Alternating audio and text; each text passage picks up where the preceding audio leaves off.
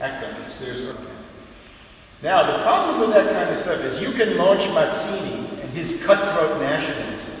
And of course, Mazzini, I should have mentioned, he has young Italy, young Poland, young Germany. Friedrich Engels is part of his Young Germany organization.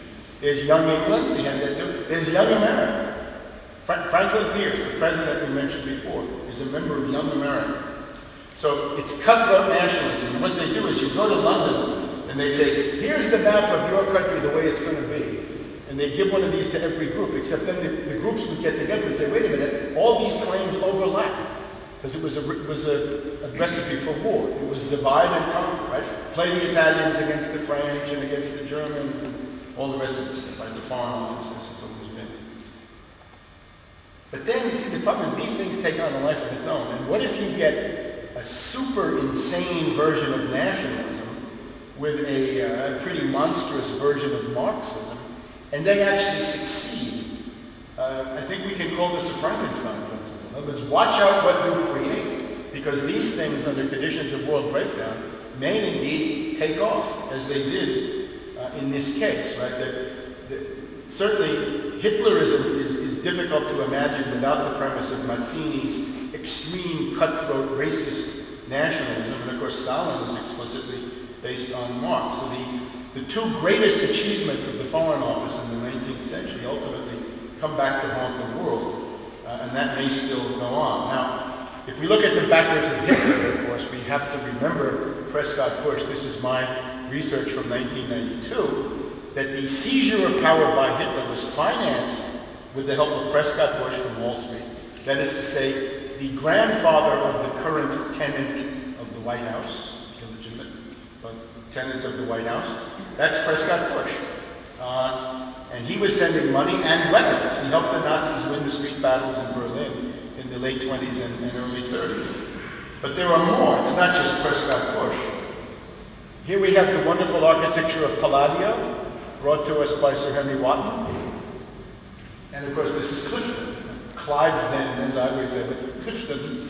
And this is, of course, Lady Astor and the Clifton set. So Lady Astor, you've got Lady Astor, Lord Astor, Lord Brand, Lord Lothian, Lord Halifax, a few others. And this is the British Hitler fan club. And it's well known. Sir Neville Chamberlain is a creature of this group. So essentially, it's the Anglo-American interest that supports Hitler's rise to power. And there is just no way around this. And the idea is they say, well, isn't this dangerous? I mean, a madman like Hitler in a big, important, powerful country like Germany? And they'd say, no, he only goes east. He's a one-way gun. We'll play him against Stalin and get rid of both of them that way. But wait a minute, what if not? So this is one of the great deceptions. Lord Halifax, Foreign Secretary, forgot him. But how about Montague Norman of the Bank of England? When Hitler had just seized power, he needed a loan right away. And he said, let's float the loan in London, greatest capital market in the world, obviously. Except you couldn't float a loan in London if the Bank of England didn't approve you. And he did. Montague Norman approved the first Nazi loan in the first months of after Hitler had seized power, early 1933. So it meant that the immense power of the Bank of England, this colossal power with capital structures that are 300 years old, was essentially mobilized to permit Hitler to stabilize after he had taken power. Montague Norman is a fascinating subject all in himself. He's basically a one-man international monetary fund, the currency dictator of Europe, a fascinating figure. But you can see an elderly eccentric. I mean, you can go to Hyde Park Corner and find people like this mumbling today. There he is, right? But his power is absolutely immense, except if you challenge him, right? Think what he did to the Labour Party in the 1930s and so forth. Now, one other huge, important feature of this. King Edward VII is undoubtedly the most successful political operative of the House of Hanover.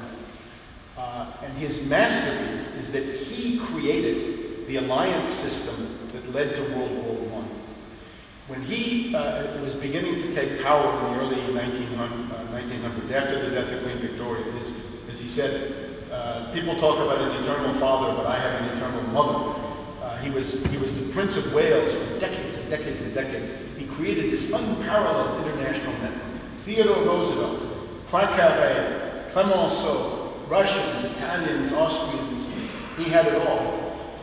He created the Anglo-French Entente, he created the Anglo-Russian Entente, he created the Triple Entente, the nutcracker that encircled Germany and allowed the First World War to occur. This is his masterpiece. Now, he died, of course, before the war, but all the people who carried out the war, Edward Grey, Churchill, Jackie Fisher of the Admiralty, all kinds of people, they're all his proteges, really down to the present day.